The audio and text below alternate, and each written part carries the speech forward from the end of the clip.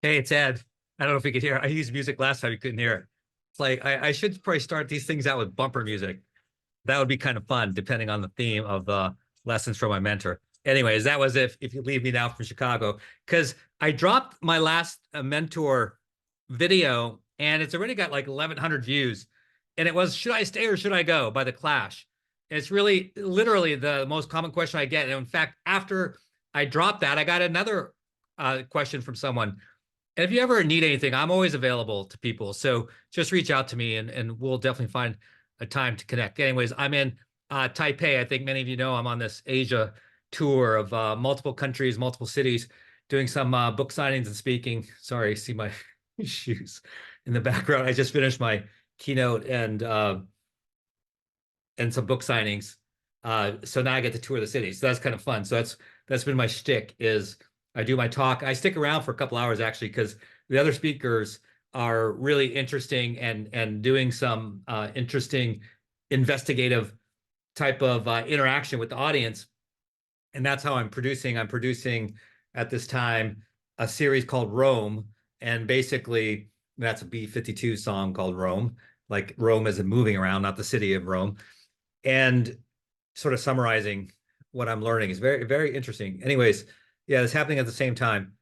And so, yeah, what I do is after I'm done, I do tours of the all these different cities with sort of a with local. It's called with locals. That's a free plug there for a company called With Locals app. We use that around the world. I mean, almost every country has people on there, and you get these private one-on-one tours. You customize them, and it's been the most amazing things. And most of the tour guides that we've had, we still interact with today.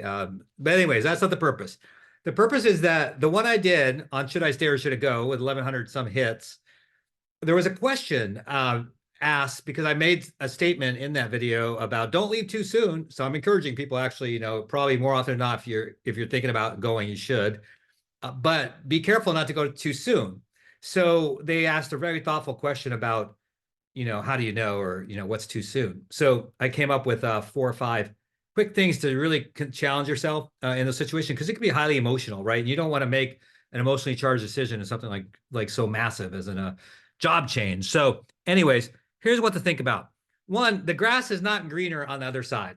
So a lot of times we find ourselves in a hardship, some challenges, you're frustrated, and so our immediate reaction is like, I'm going to take that call. In fact, I had a friend of mine who called me and a recruiter had called him and he said had it been a different day at his organization, he may have talked to the recruiter, because things get frustrating. Of course they do. And so you don't want to make a knee-jerk reaction. So do not think that the grass is greener on the other side. Now, of course, I'm not talking about egregious things that are wrong and things like that.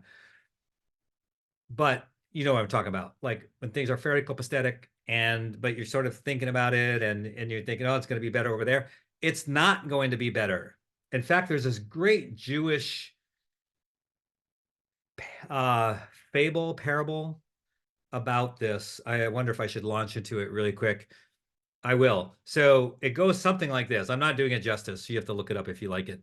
But it goes something like, there was this wise old man, maybe a rabbi or something on the middle of this trail, and some guy comes from the east, and he's like, "Oh, I'm thinking about going to the west. Is it, what's it like over there?" And so the rabbi says, "Well, I don't know what it was like in the east." And then the guy says, "Oh, it was really good, really nice. We really enjoyed it, and this, these benefits and things like that." He goes, "Yeah, it's the same over there in the west.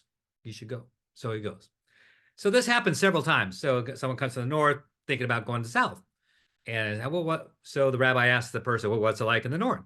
And the person says, "Oh, it's pretty nice. Yeah, yeah, it's good. It's just looking for a change. We don't change very often. It's just it's exactly the same as the south." So this happens several times. Same question, same answer. And the next person comes up, saying, asking, go the same direction. Hey, I'm coming from the east, thinking about going to the west. What's it like? He goes, well, what's it like in the east? And the guy's like, it's terrible, man. People are terrible, and the climate's terrible, and the laws are terrible. And he goes, yeah, it's the same over there. I would just stay where you are. So really important lesson. A lot of times it's you, right? That could be the main issue. So really challenge yourself. So the grass is not greener. So never leave because the grass. Okay, the second thing is make sure it's not a habit in your career because I was the same way. I would look, I'd see a resume, right? You get 20 or 30 seconds on the resume, and if there's like 1.5 years, 1.5 years, 1.5 years, no way would I touch that person. So be careful. I always say you have like one, maybe two, depending on the length of your career, mulligans. Yes, there's times when you go somewhere and it's a bad, bad match, and you just need to break that thing off, and it's going to look bad on your resume because it's only a year, but you got to do it. And I think most people are accepting of that. They can all relate. But if it's like that, like 2, 3, 4 times, there's a concern. So don't do it. Sometimes just stick it out again, unless it's an egregious situation. Stick it out. Build resilience. Build character. So that's what I would say there.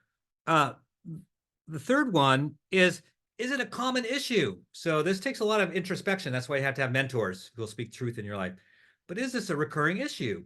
So why are you leaving? Oh, because I have trouble with my boss. Okay, valid in some cases. You leave.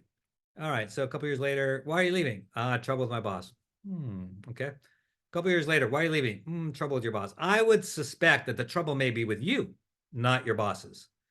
So really do a lot of deep introspection when it comes to that and be super honest with yourself. And again, sometimes it's tough, right? Because it's hard to analyze yourself. So that's why you need mentors and you need like a trusted circle of people that will speak truth to you in your life. So that's the other thing.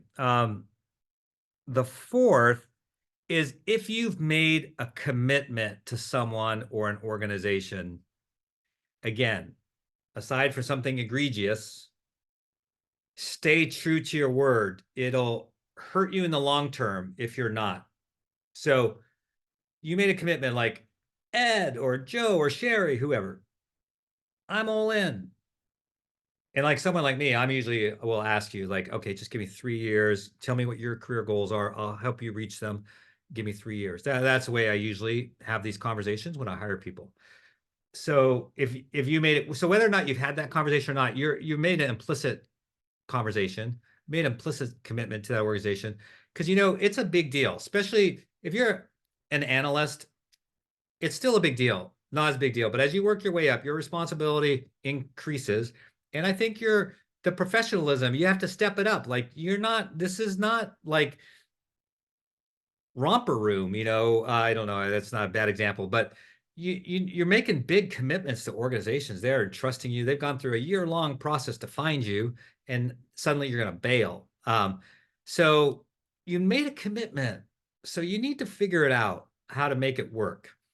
So that's the thing, because it is a telling pattern. I never get into specifics, right? I would never call anyone out.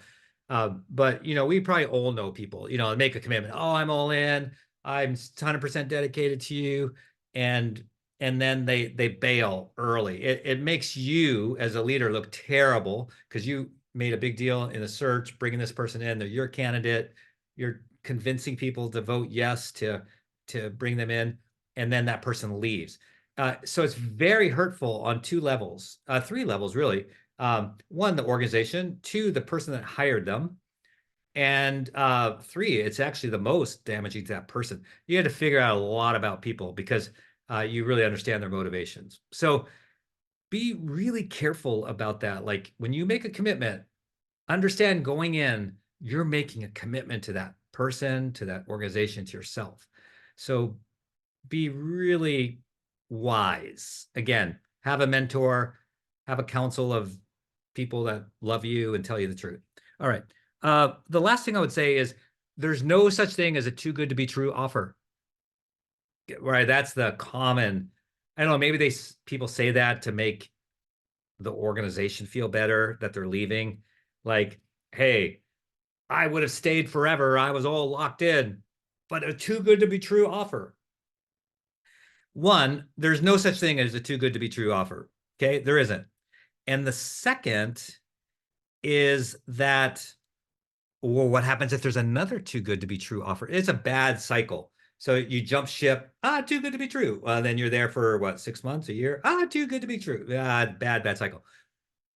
If you do the right thing, if you're a great leader, treat people well, be honest, respectful, all the attributes of a great leader, there'll be great opportunities that come up. So there might be one that seems like too good to be true, and you're like so painful. I've been there. I've been recruited positions before, and I was like really wanted it, but I just couldn't for the reasons we talked about. Another one came up. Uh, and then the final thing is just again, I just share this to protect you from making uh, premature decisions. Is that too good to be true? So this happened a couple times. Someone came up to me, it's too good to be true. Otherwise, I love you so much, and I love the organization, but it's too good to be true. And then that too good to be true thing just like collapsed, bankrupt, merged, acquired, you name it. The list goes on. So don't jump because of too good to be true. So hopefully I've given you like 5 reasons to think about and things that I've learned from my mentors when it comes to leaving a role. So definitely, if you're seeing this video first, you should go and watch Should I Stay or Should I Go? Because that's like why you should go. And I'm a big believer in making change every 5 years.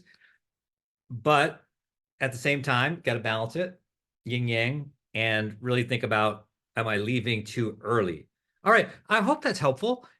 And so if you have any other topics, you can always throw them in the comments and I'll try to tackle them, or you can contact me. I respond to everyone.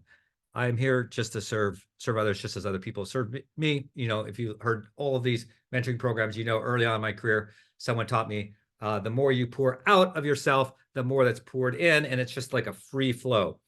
If you hold on to everything, 1, you get bloated. 2, it gets stale. And so while it might be cool at first, yeah, it's horrible in the long run. It's just not the right thing.